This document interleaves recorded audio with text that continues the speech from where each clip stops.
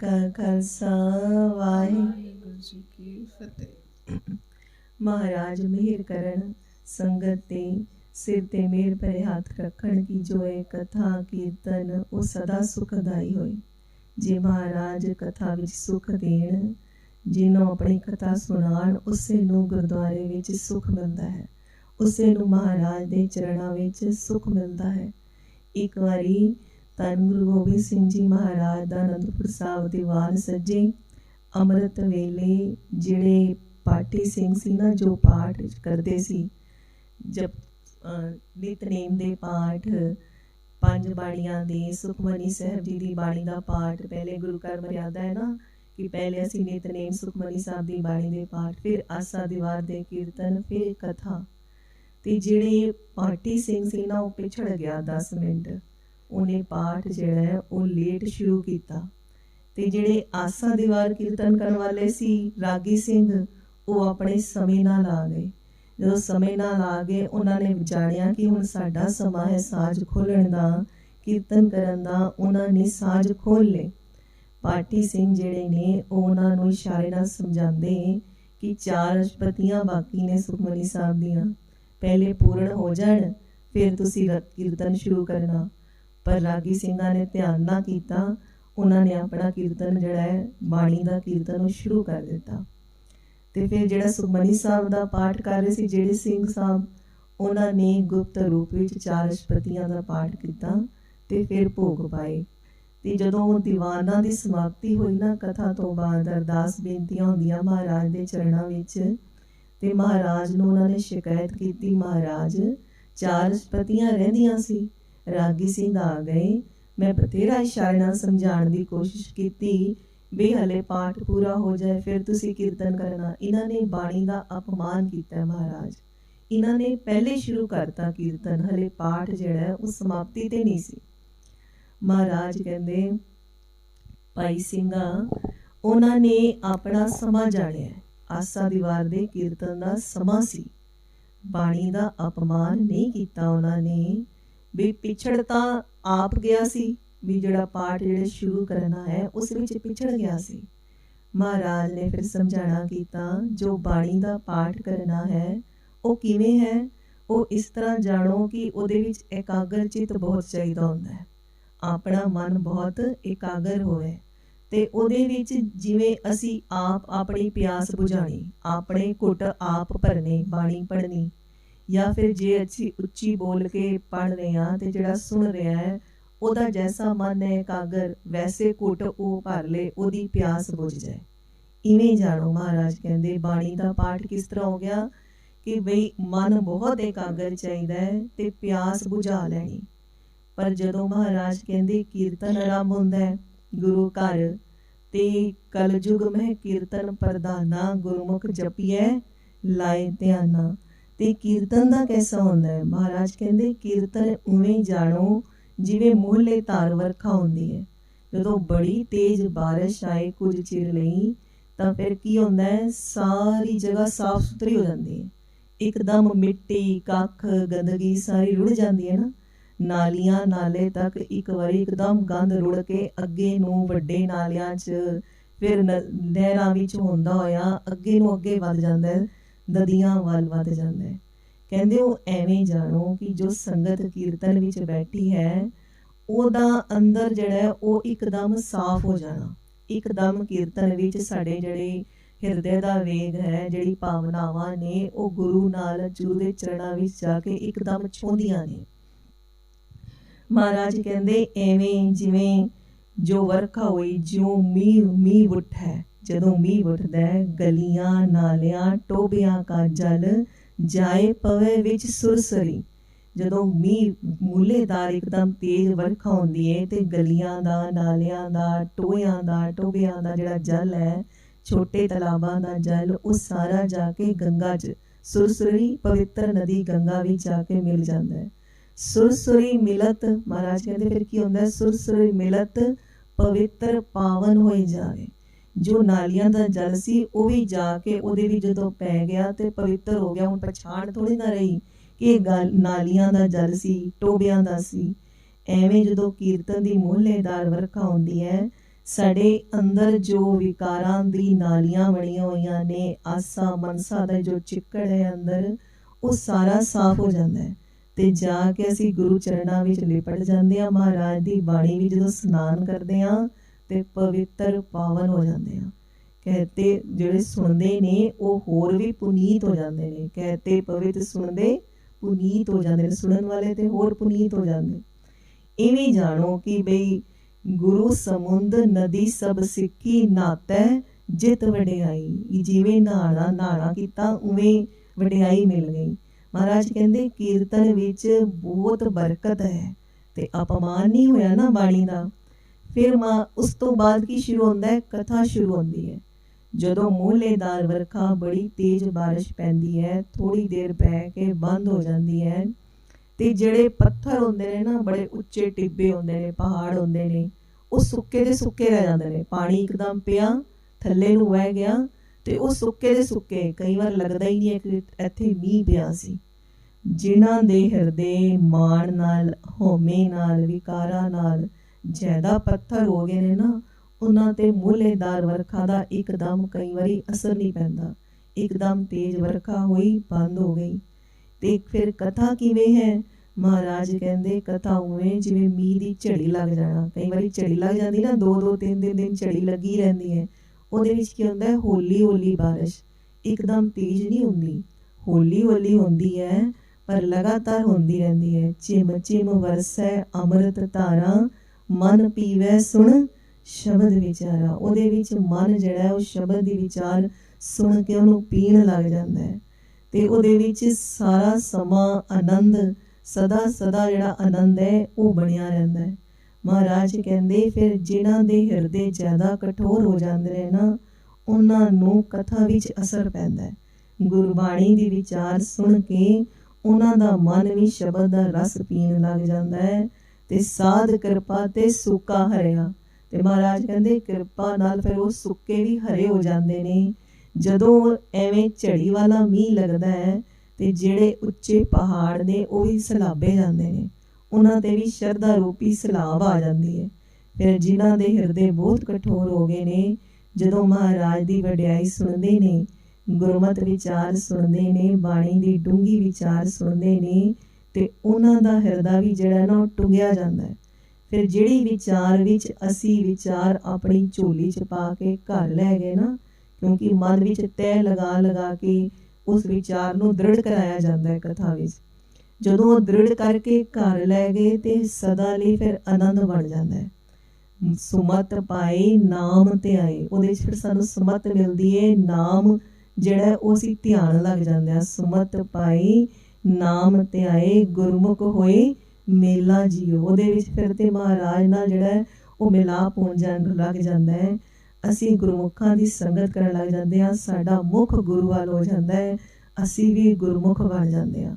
ਮਹਾਰਾਜ ਨੇ ਇਹ ਜਿਹੜਾ ਹੈ ਉਹ ਬਾਣੀ ਪੜ੍ਹਨ ਦਾ, ਫਿਰ ਉਸ ਤੋਂ ਉਪਰੰਤ ਕੀਰਤਨ ਦਾ, ਫਿਰ ਕਥਾ ਸੁਣਨ ਦਾ ਜਿਹੜਾ ਹੈ ਉਹ ਵਡਿਆਈ ਦੱਸੀ।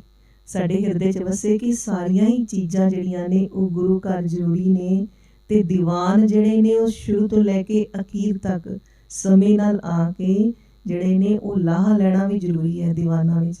ਕਿ ਮਹਾਰਾਜ ਤੇ ਸੰਗਤ ਜਿਹੜੀ ਹੈ ਉਹ ਬਾਣੀ ਵੀ ਪੜ੍ਹੇ, ਫਿਰ ਕੀਰਤਨ ਵੀ ਕਰੇ ਤੇ ਫਿਰ ਗੁਰਬਾਣੀ ਦੀ ਜਿਹੜੀ ਹੈ ਵਿਚਾਰ ਸੁਣ ਕੇ ਆਪਣੇ ਮਨ ਵਿੱਚ ਤੈਅ ਬੈ ਤੈਅ ਉਹਨੂੰ ਬਿਠਾ ਵੀ ਲਏ, ਉਹਦੇ ਅਨੁਸਾਰ ਹੀ ਫਿਰ ਜੀਵਨ ਚੱਲੇ। ਮਹਾਰਾਜ ਤੇ ਦਇਆ ਦੇ ਸਾਗਰ ਨੇ। ਅਸੀਂ ਪਿਛਲੀ ਵਾਰੀ ਸੁਣਿਆ ਕਿ ਮਹਾਰਾਜ ਇੱਕੋ ਹੀ ਦ੍ਰਿਸ਼ਟ ਨਾਲ, ਸਮਦਰਸੀ ਏਕ ਦ੍ਰਿਸ਼ਟੇਤਾ, ਇੱਕ ਹੀ ਦ੍ਰਿਸ਼ਟੀ ਨਾਲ ਮਹਾਰਾਜ ਤੇ ਦਾਤ ਉਹਨੂੰ ਵੀ ਦੇ ਦੇਣੇ ਜਿਹੜਾ ਮਹਾਰਾਜ ਦਾ ਪਿਆਰਾ ਹੋ ਜਾਂਦਾ ਹੈ ਕਿ ਉਹ ਸੁੱਖ ਦੁੱਖ, ਮਿੱਤਰ ਨੂੰ, ਦੁਸ਼ਮਣ ਨੂੰ, ਸਭ ਨੂੰ ਇੱਕੋ ਨਜ਼ਰ ਨਾਲ ਦੇਖਦਾ ਹੈ। ਫਿਰ ਮਹਾਰਾਜ ਦੀ ਦ੍ਰਿਸ਼ਟੀ ਤਾਂ ਐਸੀ ਹੈ ਨਾ ਜਿਹੜੀ ਇੱਕ ਤਰ੍ਹਾਂ ਹੀ ਸਭ ਨੂੰ ਦੇਖਦੀ ਹੈ। ਉਹ ਨਹੀਂ ਵਿਚਾਰ ਕਰਦੀ ਕੌਣ ਵੱਡਾ ਹੈ ਕੌਣ ਛੋਟਾ ਹੈ। ਤੇ ਮਹਾਰਾਜ ਦੀ ਦ੍ਰਿਸ਼ਟੀ ਕੈਸੀ ਹੈ? ਏਕ ਦ੍ਰਿਸ਼ਟ ਕਰ ਵੇਖੈ ਸਭ ਉੱਪਰ, ਜਿਹਾ ਭਾਓ ਤੇਹਾ ਵੱਲ ਪਾਈਏ। ਉਹ ਜਿਵੇਂ ਦੀ ਭਾਵਨਾ ਲੈ ਕੇ ਆਇਆ ਮਹਾਰਾਜ ਦੇ ਦਰਬਾਰ ਵਿੱਚ, ਉਵੇਂ ਦਾ ਹੀ ਮਹਾਰਾਜ ਫਲ ਦਿੰਦੇ ਨੇ। ਸਦਾ ਦਿਆਲੂ ਨੇ। ਜੇ ਮਹਾਰਾਜ ਕੋਲੋਂ ਧੀਆਂ ਪੁੱਤ ਆ ਕੇ ਮੰਗਦੇ ਆ, ਉਹਨਾਂ ਦੀ ਪੜ੍ਹਾਈਆਂ ਲਿਖਾਈਆਂ ਮੰਗਦੇ ਆ, ਝੋਲੀਆਂ ਅੱਡ ਕੇ ਮਹਾਰਾਜ ਉਹ ਵੀ ਪਾਉਂਦੇ ਨੇ। ਪਰ ਜਦ ਨਾਮ ਦੀ ਦਾਤ ਮੰਗਦੇ ਆ, ਸੇਵਾ ਮੰਗਦੇ ਆ ਤੇ ਮਹਾਰਾਜ ਉਹ ਵੀ ਪਾਉਂਦੇ ਨੇ।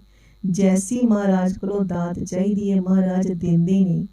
महाराज दीन दयाल दया नित दोखन देखत है पर देत न हारे। कैसा बिरद है महाराज दा कि देखते ही ने किन्ने दोख ने, देख के अंडिठ कर देंदे ने। अरदास विच असीं करदे ना, देख के अंडिठ कीता तिन्हां प्यारियां सच्चियारियां दी पवित्र कमाई दा ध्यान धर के खालसा जी बोलो जी वाहिगुरू। देख के अंडिठ करदे ने महाराज, दोखन देखत है पर देत न हारे।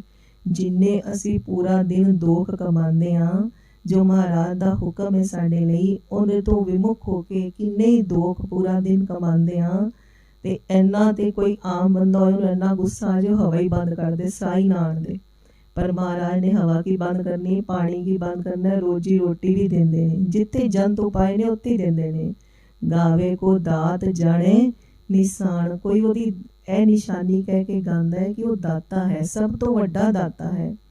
पर महाराज बाणी भी समझाना कर दे कि ये दाता चलो गृहस्थ जीवन लई सानू कई बारी जदों अवस्था दे मुताबिक जरूरी लगदियां ने, ऐ नहीं कि नहीं लगदियां ने। चिंता होंदी है, मन नूं ताप चढ़दा है, असीं महाराज अगे झोली अड़दे हैं कि महाराज जे करजा है तो करजा मुक जाए, महाराज बीमारी है तो बीमारी मुक जाए। जैसी मन की अवस्था होंदी है वैसी दाता मंगदे हाँ।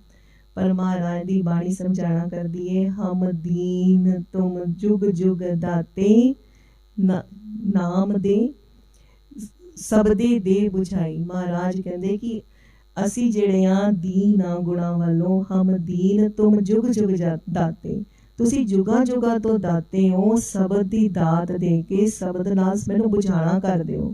शब्द नूं एक हुंदा बुझ लैना, एक हुंदा उहनूं पढ़ के उहदी विचार सुन के विचार पढ़ के अपने मन विच इकट्ठी कर लैनी। भी विचार वटांदरा करन लई, विचार वटांदरे करन लई ज्ञान नूं इकट्ठा कर लेना। एक हुंदा बुझ लैना, जिसनूं महाराज बुझवा देंदे ने, फिर वो विचार वटांदे तर्क वितर्क च नहीं पैंदा, वो तो फिर लग पैंदा है वाह गुरु वाह गुरु वाह गुरु वाह गुरु वाह गुरु वाह गुरु। जिसनूं महाराज ने बुझवा दिता, फिर वो एक भी सवास जिहड़ा अपना अजाई नहीं जान दिंदा, वो महाराज दे लेखे लांदा है। हम दीन तुम जुग जुग दाते सबदे दे बुझाई। सत महाराज कहते हर जियो कृपा करो, सतगुरु दाता मेल मिलावो। महाराज जिहड़े सतगुरु दाता ने वो महाराज नाल अपने हरि स्वरूप नाल निर्गुण स्वरूप नाल मेल कराण दे समर्थ ने। भी तुसी साडा जिहड़ा है वो मेल करा दिओ। हर नाम देवो आधारी, मैनू नाम देना है वो दे दिओ आधार। जिहड़ा नाम है सच्चा नाम मेरा आधारो, जिन भुखा सब गवाइयां। फिर जिहड़ियां भुखा लगदियां ने घर गृहस्थी दियां, ये सारियां बुझ जाणगियां जे नाम दी दात मिलेगी। जे असी गुरबाणी दी विचार सुनदे हां, उहनूं अंदर वसांदे हां, ते ये जिहड़ा सर्कल घूम रहा है कि पहले छोटे तो वड्डे होए, गृहस्थ जीवन होए, महाराज ने धियां पुत दिते, फिर इन्हां दी सेवा करन लग गए, फिर इन्हां दे लई परथाई मंगण लग गए, फिर मंगदे मंगदे जीवन खत्म हो गया, फिर जूनियां च पै गए। जे इस नूं तोड़ना है ते नाम जिन इच्छा सब पुजाइयां कर, शांत सुख मन आए वसिया जिन सी। शांत जड़ा है ताई होएगा मन जे नाम दी दात मिलेगी। फिर महाराज फिर कहते अंदर कोई चिंता नहीं होएगी ना। फिर महाराज का जिहड़ा बिरद है कि महाराज सब दी पालना करते ने, महाराज सब नूं ओ दातां देंदे ने जो लोड़ी दियां ने। महाराज दे बिरद ते ना भरोसा होएगा, अपने इकलौते बच्चे वास्ते भी मंगण नूं कुछ चित नहीं करेगा। पता है महाराज बिरद दी पालना करते ने, महाराज मेरी भी पालना करते ने, इहदी भी पालना करते ने। जैसा महाराज नूं चंगा लगदा है, जे महाराज दे हुक्म बंदगी विच इस तरह रहन लग जावांगे जिवें महाराज नूं चंगा लगदा है। दाते दात रखी हथ अपने, जिस पावे तिस दे। महाराज ने अपने हथ विच दात रखी हुई है, नाम दी दात, खास करके नाम दी दात। बाकी दातां देंदे ने महाराज समर्थ ने, पर जिहड़ियां रिधियां सिद्धियां जानो कि तुहानूं हुण कोई विद्या दी दात चाहिदी, तुसी सरस्वती माता दी सिद्धि कीती, तुहानूं ज्ञान हो गया। जानो कि तुसी लक्ष्मी माता दी सिद्धि कर लेते हैं, सिद्धियां कि फिर तुसी चाहो तो तुसी दौलत दे अंबार लगा के रख दिओ, ਤੁਸੀਂ अन्नपूर्णा माता की सिद्धि कर लीती, तुसी कपड़ा पा दो, परताना शुरू कर दो, भांडे चो प्रशादा खत्म ही नहीं होएगा। इनू कहने आ सिद्धियां। रिद्धियां की होंदियां ने भी जिवें किसी दी मन की गल पढ़ लेना, किसी दे घर की हो रहा इत्थे बैठे ही दस देना, इनू कहंदे आ रिद्धियां। रिद्ध सिद्ध अवरा साध, ए रिद्धियां सिद्धियां एक एक महाराज ने जिहड़े लंगर लगाए ने, आसन लोए लोए भंडार जो किछ पाया सो, ਇਹ ਸਾਰੇ ਅੱਗੇ ਦੇਵੀ ਦੇਵਤਾ ਵਰਤਾਰੇ ਨੇ। ਜੇ ਇਹਨਾਂ ਵਰਤਾਰਿਆਂ ਦੀ ਸਿੱਧੀਆਂ ਕਰ ਲੈਂਦੇ ਆ ਤੇ ਇੱਕ ਇੱਕ ਵਰਤਾਰੇ ਦੀ ਇੱਕ ਸਿੱਧੀ ਆ ਗਈ। ਪਰ ਜੋ ਹਰ ਕਾ ਪਿਆਰਾ ਸੋ ਸਭਨਾ ਕਾ ਪਿਆਰਾ, ਜੇ ਮਹਾਰਾਜ ਦੇ ਪਿਆਰੇ ਬਣ ਜਾਂਦੇ ਆ ਤੇ ਤੁਸੀਂ ਕਦੀ ਦੇਖਿਆ ਕਿ ਜੋ ਸੰਗਤ ਵਿੱਚ ਬੜਾ ਪਿਆਰ ਜਿਹਨੂੰ ਮਿਲਦਾ ਹੁੰਦਾ ਹੈ ਉਹ ਮਹਾਰਾਜ ਦਾ ਪਿਆਰਾ ਹੈ। ਮਹਾਰਾਜ ਦਾ ਪਿਆਰਾ ਹੈ ਤੇ ਸੰਗਤ ਉਹਨੂੰ ਪਿਆਰ ਕਰਨ ਲੱਗ ਗਈ। ਫਿਰ ਜਦੋਂ ਗੁਰੂ ਘਰ ਆਉਂਦਾ ਹੈ ਥੋੜੀ ਨਾ ਕਿ ਬਈ ਗ੍ਰੰਥੀ ਸਿੰਘ ਉਹਦੇ ਵਾਸਤੇ ਆਪ ਹੀ ਅਰਦਾਸ ਕਰਨ ਲੱਗ ਜਾਂਦੇ ਨੇ, ਆਪ ਹੀ ਕਰਨ ਲੱਗ ਜਾਂਦੇ ਨਾ ਅਰਦਾਸ ਉਹਦੇ ਲਈ, ਉਹਨੂੰ ਪਿਆਰ ਨਾਲ ਫਤਿਹ ਬੁਲਾਉਂਦੇ ਨੇ। ਫਿਰ ਜਿਹੜੇ ਵਰਤਾਰੇ ਨੇ, ਚਾਹੇ ਉਹ ਦਾਲ ਵਾਲਾ ਹੈ, ਚਾਹੇ ਪ੍ਰਸ਼ਾਦੇ ਵਾਲਾ ਹੈ, ਚਾਹੇ ਉਹ ਦੀਪ ਪ੍ਰਸ਼ਾਦ ਹੈ, ਉਹ ਆਪ ਹੀ ਬੜੇ ਪ੍ਰੇਮ ਨਾਲ ਹਰ ਇੱਕ ਚੀਜ਼ ਉਹਨੂੰ ਮਿਲਦੀ ਹੈ, ਕਿਉਂਕਿ ਉਹ ਹਰੀ ਦਾ ਪਿਆਰਾ ਹੈ ਤੇ ਉਹ ਸਾਰਿਆਂ ਦਾ ਪਿਆਰਾ ਹੈ। ਤੇ ਫਿਰ ਇੱਕ ਇੱਕ ਸਿੱਧੀ ਤੇ ਰਿੱਧੀ ਦੇ ਪਿੱਛੇ ਜਾਣ ਦੀ ਲੋੜ ਨਹੀਂ। ਮਹਾਰਾਜ ਕਹਿੰਦੇ ਤੇਗ ਬਹਾਦਰ ਸਿਮਰੈ ਕਰ ਨੌਨਦ ਆਵੇ ਤਾਏ, ਸਭ ਥਾਈ ਹੋਏ ਸਾਏ। ਇੱਕ ਇੱਕ ਦੇ ਪਿੱਛੇ ਜਾਣ ਦੀ ਲੋੜ ਹੀ ਨਹੀਂ। ਸਾਨੂੰ ਪੂਰੇ ਗੁਰ ਦਾ ਆਸਰਾ ਮਿਲਿਆ, ਪੂਰੇ ਗੁਰ ਦੀ ਟੇਕ ਵਿੱਚ ਰਹੀਏ, ਮਹਾਰਾਜ ਦੀ ਬਾਣੀ ਦਾ ਆਸਰਾ ਨਾ ਛੱਡੀਏ, ਮਹਾਰਾਜ ਦੇ ਹੁਕਮ ਬੰਦਗੀ ਵਿੱਚ ਰਹਿਣ ਦੇ ਯਤਨ ਕਰੀਏ। ਹਲੇ ਤੇ ਯਤਨ ਹੀ ਕਰਨੇ, ਉਦਮ ਕਰਨਾ ਨਾਲ ਹੀ ਸੁਖ ਮਿਲਣੇ ਸ਼ੁਰੂ ਹੋ ਜਾਂਦੇ ਨੇ। ਯਤਨ ਕਰੀਏ। ਇੱਕ ਪਿੱਛੇ ਜੇ ਸੁਣਿਆ ਕਿ अभी तो जदों असी बेवफा हाँ, हम बेवफा हैं तो इतना प्यार करते हैं, असी बेवफा हाँ, हम बेवफा हैं तो इतना प्यार करते हैं, हम बावफा होते तो क्या होता। जे असी महाराज दे हुक्म विच नहीं हाँ ते महाराज इन्ना प्यार करते नहीं। ਇਹ ਨਾ सोचना कि असी हुक्म विच हाँ। अमृत छके होने तो बावजूद भी 90 ਤੋਂ 95% ਅਸੀਂ ਕੇਸਾਂ ਦੀ ਵੀ ਸੰਭਾਲ ਨਹੀਂ ਕਰਦੇ। ਕੇਸਾਂ ਨੂੰ ਮਹਾਰਾਜ ਨੇ ਰਹਿਤ ਵਿੱਚ ਵੀ ਰੱਖਿਆ ਕਿ ਕੇਸ ਗੁਰੂ ਦੀ ਮੋਹਰ ਹੈ, ਇਹਦੀ ਸੰਭਾਲ ਕਰਨੀ ਹੈ। ਤੇ ਰਹਿਤ ਵਿੱਚ ਵੀ ਰੱਖਿਆ ਕਿ ਬਜਰ ਕੁਰੈਤ ਹੈ, ਇਹਦੀ ਰਹਿਤ ਰੱਖਣੀ ਜ਼ਰੂਰੀ ਹੈ। ਇੱਕ ਰਹਿਤ ਰੱਖਣ ਨਾਲ ਅਸੀਂ ਰਹਿਤ ਤੇ ਕੁਰੈਤ ਦੋਨੋਂ ਨੂੰ ਪਾਸ ਕਰ ਲੈਂਦੇ ਹਾਂ। ਪਰ 90 ਤੋਂ 95% ਚ ਅਸੀਂ ਦਾੜੀ ਕਰ ਲਈਏ, ਚਾਹੇ ਅਸੀਂ ਰੋਮਾਂ ਦੀ ਬੇਦਬੀ ਕਰ ਲਈਏ, ਚਾਹੇ ਅਸੀਂ ਕੁਝ ਵੀ ਅੱਪਰ ਲਿਪਸ ਕਰ ਲਈਏ, ਕੁਝ ਵੀ ਕਰ ਲਈਏ, पर महाराज दे हुक्म विच नहीं आ। पर महाराज पड़दा नहीं चुकते। महाराज जिहड़े ने फिर भी दातां देई जांदे, फिर भी प्यार करी जांदे ने। जे असीं हुक्म विच आउंदे, हम बावफा होते, फिर की हुंदा, खालसा मेरी जान की जान। फिर महाराज राज करेगा, ये नहीं कि बाद चो करेगा। जो खालसा है, जे महाराज दा वचन है कि राज करेगा खालसा, जे गुरसिखां दा वचन है राज करेगा खालसा, ਤੇ ਉਹ ਰਾਜ ਕਰਦਾ ਹੈ। ਜਿਹੜਾ ਨਾਮ ਪਿੱਛੇ ਖਾਲਸਾ ਲਗਾਇਆ ਉਹ ਨਹੀਂ। ਜਿਹਨੇ ਮਹਾਰਾਜ ਦੀ ਰਹਿਤ ਰੱਖੀ ਹੈ ਉਹ ਖਾਲਸਾ ਹੈ ਤੇ ਉਹ ਰਾਜ ਕਰਦਾ ਹੀ ਕਰਦਾ ਹੈ। ਉਹ ਘਰ ਵੀ ਰਾਜ ਕਰਦਾ ਤੇ ਉਹ ਬਾਹਰ ਵੀ ਰਾਜ ਕਰਦਾ ਹੈ। ਐ ਨਹੀਂ ਉਹਦੇ ਲਈ ਕੋਈ ਸਮਾਂ ਆਏਗਾ ਤੇ ਉਹ ਰਾਜ ਕਰੇਗਾ, ਉਹ ਪ੍ਰੈਜ਼ੈਂਟ ਵਿੱਚ ਵੀ ਰਾਜ ਹੀ ਕਰਦਾ ਹੈ। ਖਾਲਸਾ ਮਹਾਰਾਜ ਦੀ ਜਾਨ ਕੀ ਜਾਨ ਹੈ। ਇਹ ਮਹਾਰਾਜ ਫਿਰ ਕਿੰਨਾ ਹੀ ਪ੍ਰੇਮ ਕਰਦੇ, ਉਹਨੂੰ ਆਪ ਸਿੰਘਾਸਨ ਤੇ ਬਿਠਾ ਕੇ ਮਹਾਰਾਜ ਕਹਿੰਦੇ ਮੈਂ ਤੇ ਚੇਰਾ ਬਣ ਕੇ ਸੇਵਾ ਕਰਾਂ, ਜਿਹੜਾ ਹੁਕਮ ਤੇ ਬੰਦਗੀ ਵਿੱਚ ਰਹੇ।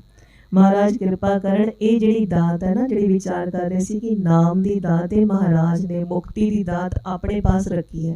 होर दातां रिद्धियां सिद्धियां तुसीं बाकी देवी देवतावां नूं रिझा के पूरी जिंदगी ला के एक रिद्धि सिद्धि लैके लोकां नूं अडंबर दिखा के अपना टाइम पास कर सकते हो। पर जो महाराज ने नाम दी दात, मुक्ति दी दात, जो ये जीवन सफला करन दी ये जिहड़ी खेड खेडण आया, गोबिंद मिलन के तेरी बरिया, ये दात महाराज दे हाथ विच है। ये होर कोई नहीं दे सकदा, ये महाराज तो इलावा कोई नहीं दे सकदा। महाराज दी बाणी कहंदी भगत नामदेव जी भी जो ही तुसी तुम कहियो तो आद भवानी तो मुकत की बरिया कहाँ छपानी। फिर मुकत दी बरिया किवें छिप गए जो तुसी आद भवानी अपने आप नूं कहंदे। महाराज तो इलावा कोई भी जीवन जिहड़ी जींदे जी मुक्ति की अवस्था है ना, वो कोई नहीं दे सकता। नामदेव जी कहते मुए हुए जो मुकत दोगे मुकत ना जाने कोयला, मरने तो बाद ही जींदे जी मुक्ति देंदे हैं महाराज। जे सिंह शरण कत जाइए जो जुम्बक ग्रस है। सदना जी कहते जे गिदड़ा जिहड़े पाप और कर्म पिछले कीते ने, जे वो नास ही ना होण, जे उन्हां गिदड़ां दा डर ही प्यारे जिहड़े कर्म करके आया, ते सिंह दी पूरे गुरु दी शरण विच आण दा फायदा ही की। पूरे गुरु की शरण विच आके हुक्म विच रहण दा फायदा यही है कि सारे जिहड़े पाप कर्म ने वो नष्ट हो जाते हैं। सतगुर कै जन्मै गवन मिटाया। महाराज कृपा करन ये असीं अपने मन विच विचार बिठा लिए कि इको एक दाता समर्थ धन गुरु ग्रंथ साहिब महाराज दसां पातशाहियां दी जोत उन्हां पास ही हथ जोड़ने ने, उन्हां पासों ही सारियां दातां लैणियां ने। पर असीं हुण महाराज दी कृपा नाल अगे वधना है। महाराज दी जिहड़ी नाम दी अमोलक दात है ना उहनूं हिरदे च वसाना है, क्योंकि सारे 40 तो पार हो गया, सब दे केस चिट्टे होने शुरू हो गए। महाराज जी कृपा करन ये अपनी जिहड़ियां वडमुलियां दातां ने ना महाराज तरस करके दे देण, क्योंकि साडे विच ते इन्नी क्षमता ही नहीं है ना कि इन्ने कर्म ही नहीं, कोई कर्मां दे बदले मिल भी नहीं सकती, क्योंकि दात अगर कर्मां दे बदले मिलेगी कर्म वड्डे हो जाणगे, दात छोटी हो जाएगी। ये दात दा कोई मुल ही नहीं। महाराज तरस करके गुर प्रसाद नाल ये दात सब दी झोली च पाण। महाराज कृपा करन होइयां बेअंत बेअंत भुलां बख्श लैणियां जी। बाणी हृदय विच वसे, बाणी दी सदा लाज रहे, झूलते निशान रहे, सजते दीवान रहे। वाहिगुरु जी का खालसा, वाहिगुरु जी की फतेह।